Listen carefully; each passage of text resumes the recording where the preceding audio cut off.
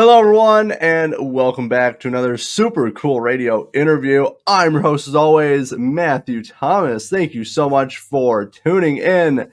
I have a great guest joining me at this time. He's a guitarist for Dirty Looks and Dangerous Toys. Plus, he released a new solo album entitled Scream Therapy. Please welcome Paul Lidel.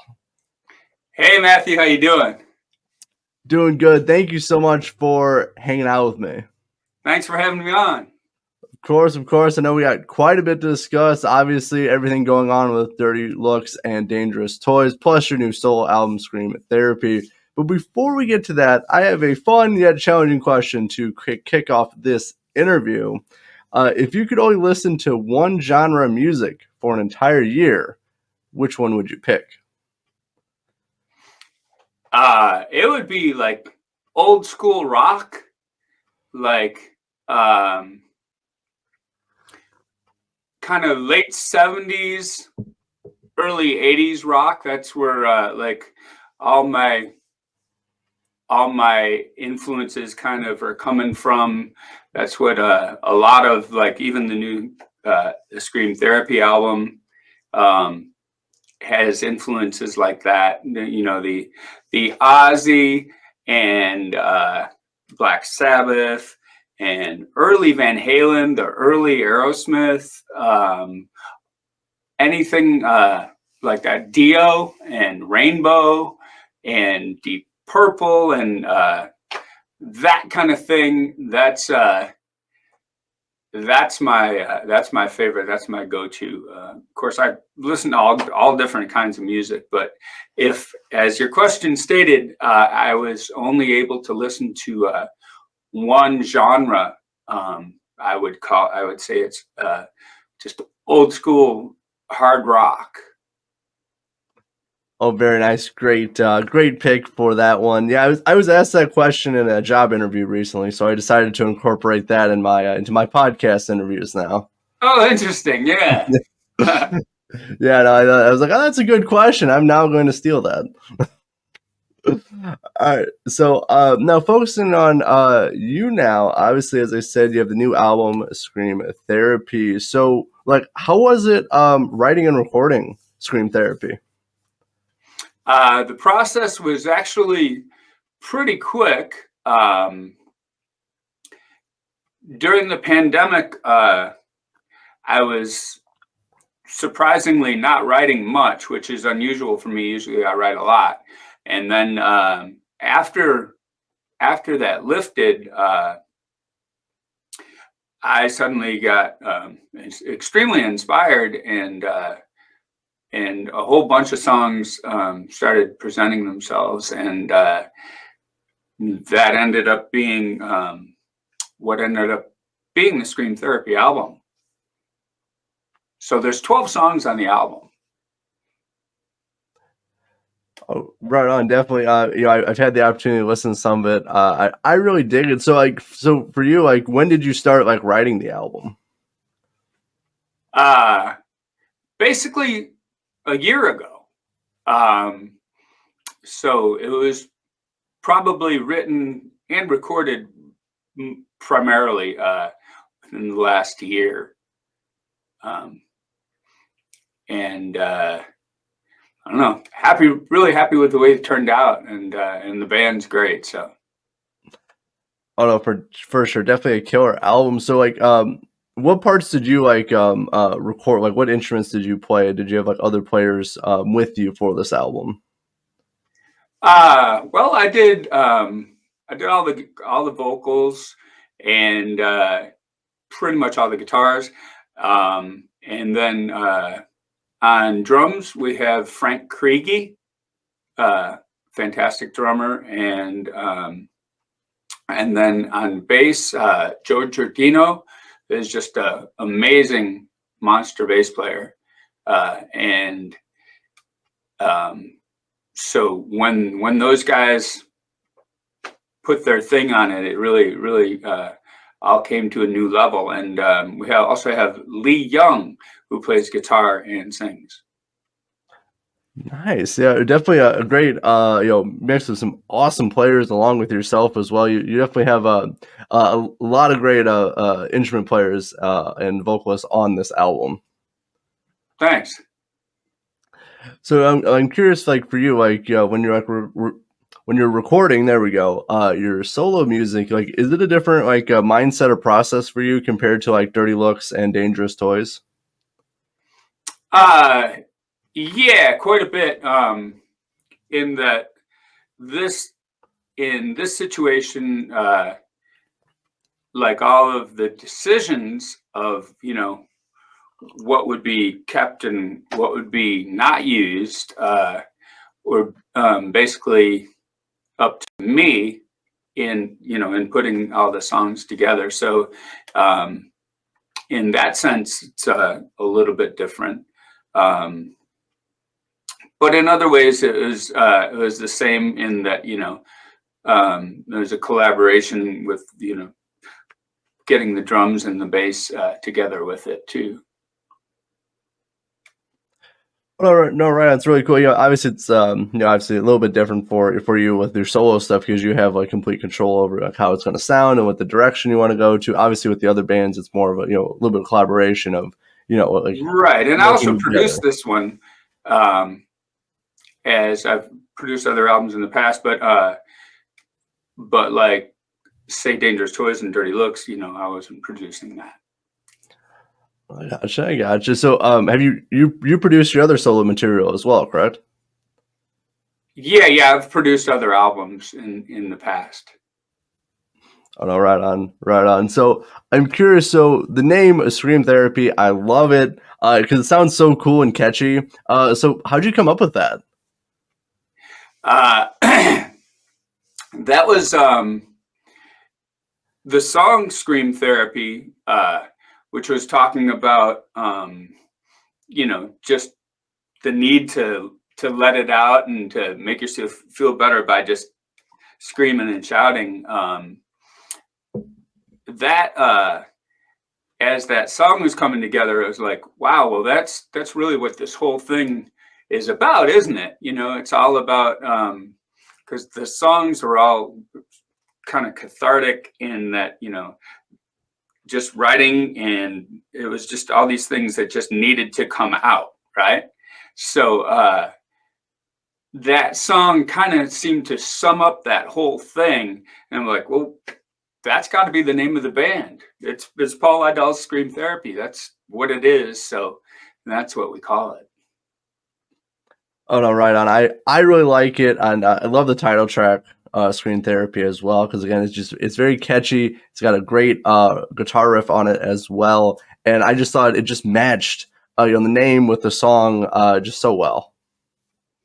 Thanks. Yeah, I knew it would confuse people a little bit having the first also be the name of the band, but people have seemed to been able to figure that out, and that the name of the band is Paul Lidell's Scream Therapy, but the first single is also Scream Therapy. So Yeah, no, for sure, with all that. So, is the players who played on the album are they going to be part of Paul Lidell's Scream Therapy? yeah, it's all the same people. Um, so the Oh, live band has Frank on drums and Joe on bass and Lee on guitar. all right. As I said, they're amazing musicians, so it's cool. Obviously, so are you guys planning to like go with live shows at some point with this band? Yeah, we've already played live, and we plan to do a whole bunch more. So it's definitely something that's in the works. All right, on that. That sounds awesome. Hopefully, if you ever come to the Midwest, I'd love to see you guys live because I know it'd be a killer show. We have another video that's the second single is called Rabbit Hole. And so the video for that song was shot live at a show. And so that'll be that should be interesting for people to get to see the band live then. Oh no, that'd be awesome. Definitely look forward to checking that out. So I'm curious for you. So do you have a favorite song off the album, and do you have a favorite song to perform live? Favorite off the album, kind of like the current single Rabbit Hole. We are getting ready to release another single that it's one of those things where it depends on, that changes from like week to week. And other people that I've played the album for, I'll ask them the same thing, which is your favorite song? And they say, well, last week it was this, but now I kind of like this one. So it's kind of like that. I think it changes from time to time, which I think is probably a good thing. So I can say there's not a song on there that I don't like. Well, I mean that's good, especially for having your own solo material. You should like all the songs on there, but definitely like there's some songs that I was really digging. That's like, oh, this song is awesome too. So it's definitely very dynamic. I would say with a lot of people and myself included with like what song they're jamming to at a specific time. Some albums have songs that they'll just sort of put more songs on there to have more songs, and but I feel pretty strong about all these. Oh no, for sure, it definitely should be. It's a very solid album. So I'm curious now, for performing live, do you have a favorite Paul Lidel song to perform live? It might be. There's a song called "Wake Up Call," and in the song, like the drums are featured in the song, and bass is featured in the song. So he has a solo, and it's also a real heavy sort of Pantera-ish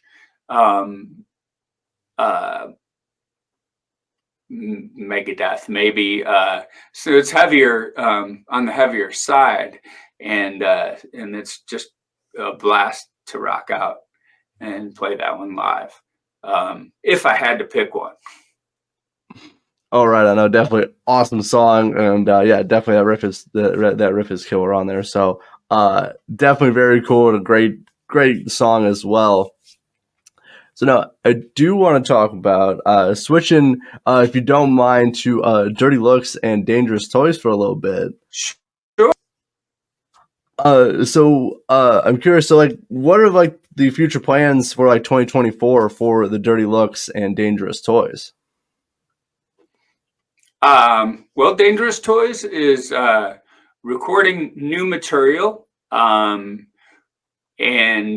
playing pretty regularly. We're in Boston this weekend, as a matter of fact, and I understand that show is already sold out, so that's exciting. We recently played the Whiskey in Wood, and which was also sold out and really fun. We recently played Denver, and where are some other places? We played Austin recently too. So that band's been pretty busy, and we are in the process of recording a new album and should have some new material coming out. I would hope for early 2024. And as for Dirty Looks, we did the Monsters of Rock cruise, and then we recently played in Pennsylvania in Selinsgrove at the Susquehanna Valley Event Center, and that was really fun. That was just a few weeks ago. Nothing else is on the books right now, but we're not ruling anything out. And as far as new material for Dirty Looks, I guess we just kind of say we'll need to see where that lands. So not sure where that's going as at the moment, but I think it would be a lot of fun to do some new stuff, but we'll see where it lands. Oh no, right on. Obviously, both bands really awesome. Fan of both bands, and I'm glad you guys have been playing some great shows lately with both bands. And I look forward to some more new music from Dangerous Toys, and hopefully at some point, Dirty Looks as well, because definitely really dig both of those bands. Well, I appreciate that. yeah, the combination of people in Dirty Looks is a fun thing to do, and it'd be fun to do some new music. We'll see though. Oh no, for sure. Hopefully at some point. But I am curious. So, like, do you have a favorite Dirty Looks song and Dangerous Toys song to perform live? Dangerous Toys, I would have to say Bones in the Gutter. It's off the first record, and that's always just been one of my favorites. Is just this really aggressive kind of song. And Dirty Looks, I would have to say Cool from the Wire. That one always kind of got my adrenaline going, and that was always, and it always got a real good response from the crowd too. So yeah, I would have to say those two. Those two really great picks, both awesome songs. So definitely really cool. And I bet the crowd got into, when you played both those songs for those respective bands, that the crowd really got into them. Mm-hmm. Right on, right on. So like, I'm curious. So like, when performing live, for Scream Therapy, Dirty Looks and Dangerous Toys, do you like prepare differently for each of those bands? Just a little bit. In Scream Therapy, I'm the front guy, so I'll do a little bit of extra warming up with my voice, and making sure that I'm ready to sing all night. With Dirty Looks and with Dangerous Toys, I'm doing backing vocals, and a lot of them. But it's not quite as demanding and upfront as fronting the band. So I always will do like extra voice exercises and warm ups before fronting the show. All right. And how for in Dirty Looks, do you just play guitar, or do you also do backups in that band as well? I do a lot of backups in Dirty Looks. That's what I thought. And in the recent shows, there's also one song that I do sing. But nice. Which one is that one? It's called "Wasting My Time." So and that gave Jason a song to rest during. So. Right on. Very, very cool. And obviously very cool, obviously, with obviously you sing and play guitar for in different a little bit different capacity for all three of those bands. But it is really cool, and I bet it's a very fun experience performing with all three of those bands. Yeah, definitely. Oh no, right on. I do just got a few more things before we start wrapping up this interview. So I'm curious for you, last like really challenging question before we start talking about the future plans for Scream Therapy and where to find all the information on that. So real quick though, so like what have been some of your favorite moments from your music career so far? Tricky one. Opening for Kiss for the first time was really cool, because while we were in the concession tent before the show, and there was Kiss sitting there in the table next to us, and we were trying to be all cool and not like look at them or anything. And so I was over getting something to eat, and in the line, and Gene Simmons introduced himself. He said, "Hey, I'm Gene," and I was pretty floored, and so that was a really cool moment, and finding out that like this guy that I always thought was probably very intimidating, turns out he's just a really nice guy and friendly, not what you would think of as, Gene Simmons. That is so cool. What year was that, if you don't mind? Boy, I think that was 89. That was that was early on in Dirty Look's career, as I recall. All right, on. And That then is so cool. And then we were invited to play more shows with them after that, so that was cool. Right on. That is an awesome experience. Yeah, it was pretty cool because when you meet your heroes, it's a pretty wild thing, and then when your heroes are cool, that's even better. For sure. That is just so cool. That is awesome. So, any more experiences you'd like to share?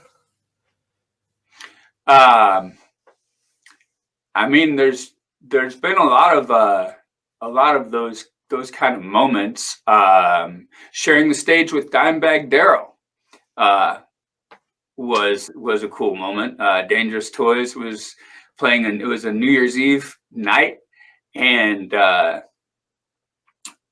Dimebag and Vinny both got up on stage, and we played Cold Gin by Kiss, and that was a pretty awesome moment.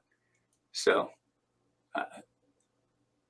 that those two definitely come to mind when I'm thinking of kind of highlights of meeting heroes and things like that. Oh no, for sure. Two obviously great musicians. Obviously Kiss, and obviously the Dimebag and Vinny playing with those musicians and meeting Kiss. Awesome experiences. Thank you so much for sharing, because that is awesome to hear. Right. Last thing before we start closing this out, so I see a lot of guitars on your wall behind you. Do you have which ones do you perform live with? Let's see. The main two, I guess you can kind of see them. This red one over here is one of the main three.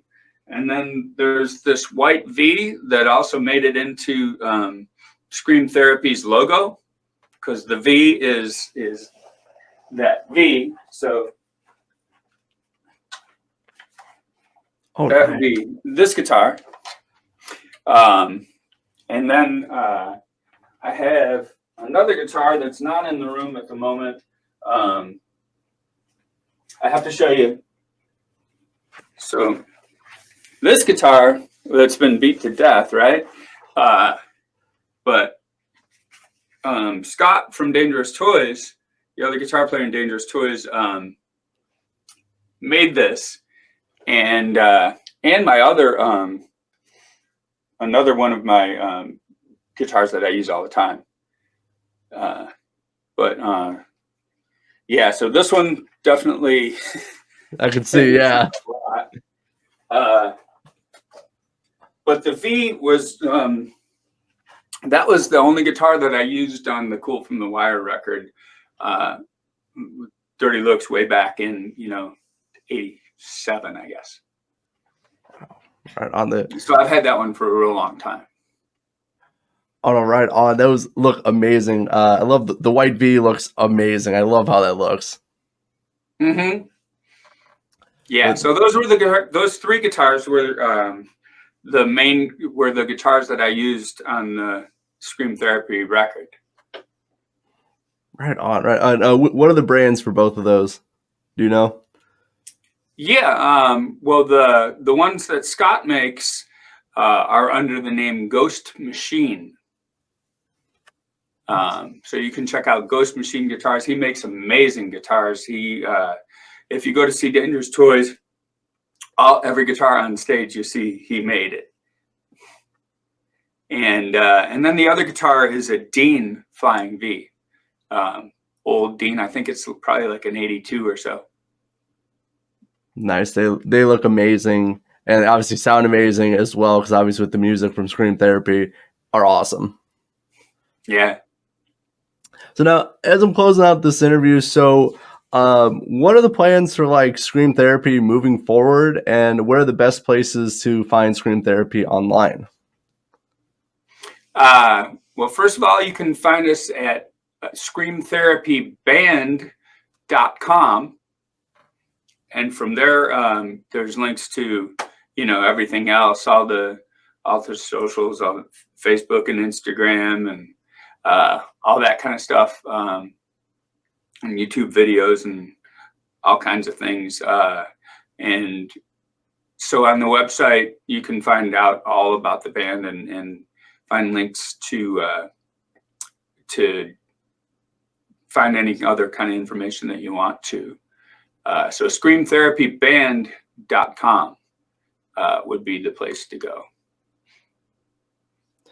And as far as plans coming up, we plan to play a lot of shows and start on a new record here pretty shortly. So this new one comes out on CD. It'll be out on Friday, on October 20th. And it'll be on streaming services shortly after that. We'll have another video and another single. Those are coming out soon. And then we'll release the album and play a bunch of live shows and start on the next one. Right on. Sounds like some awesome plans. Yeah, make sure to check out Scream Therapy. I'll leave some links in the description as well. It's a killer album, and I know everyone check it out. I know you're going to enjoy. So, Paul, thank you so much for stopping by Super Cool Radio. I had a great time chatting with you. Thank you for all the stories you shared and the guitars as well. I had an awesome time hanging out with you.